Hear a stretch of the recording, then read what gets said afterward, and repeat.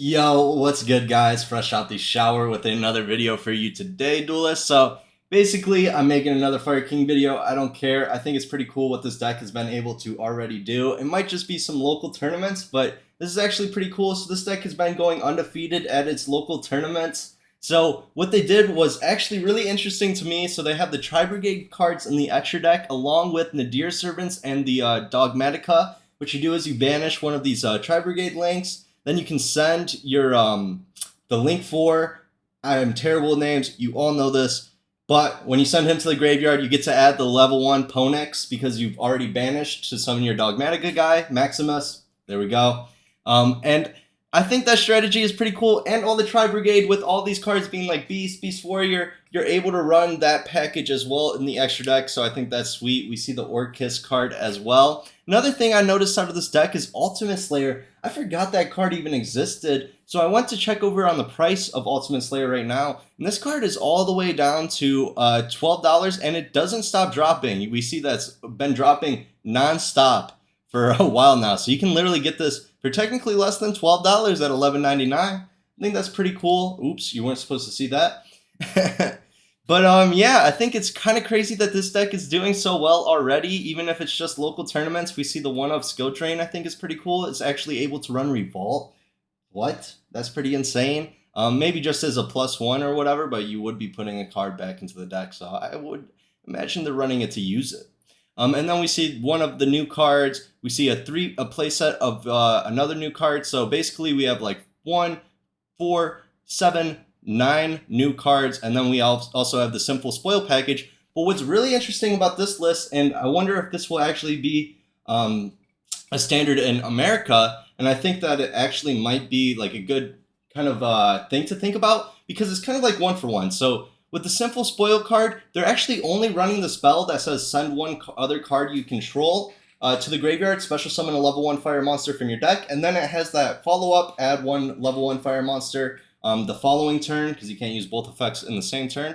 And I'm like, yo, that actually just makes sense. Like, this card is kind of broken by itself, especially if you're running Ponex. Like, the ability to just, like, in essence, a better 1 for 1, because you can use it on any card. You can go set a card, then activate it, send the, what you could activate Tenki, then send Tenki. That's a free level 1 and a Rhoda. I mean, that's pretty insane. I wonder if we should maybe max out on the Rhodas. Same with Fire King Island. Same with the Sanctuary, the continuous spell that adds.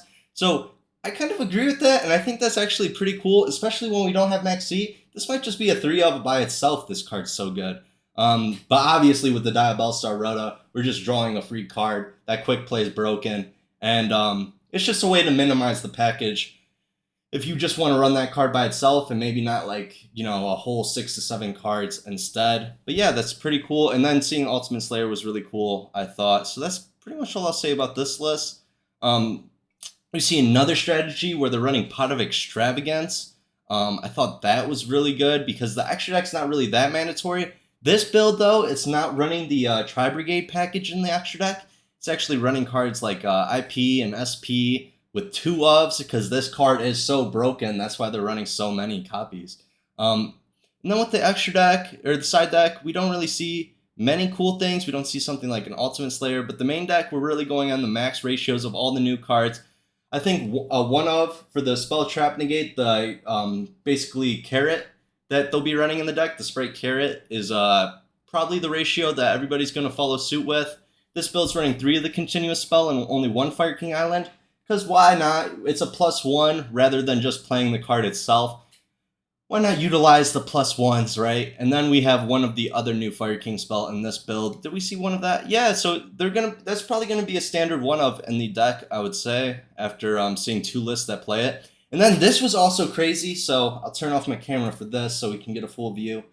So with this list, if you notice, you might be saying, like, why are they running all these bad cards? Well, this is just from the structure deck, and this actually got first place. So it kind of reminds me of what Pack did with Trap Tricks, and maybe it might be worth trying to see how far just this engine alone, the structure deck by itself, can get you, because there's actually a lot of good, powerful, generic cards in this deck. Like I mentioned before, this card has been a side card in some formats. I think it has like a somewhat skill drain effect.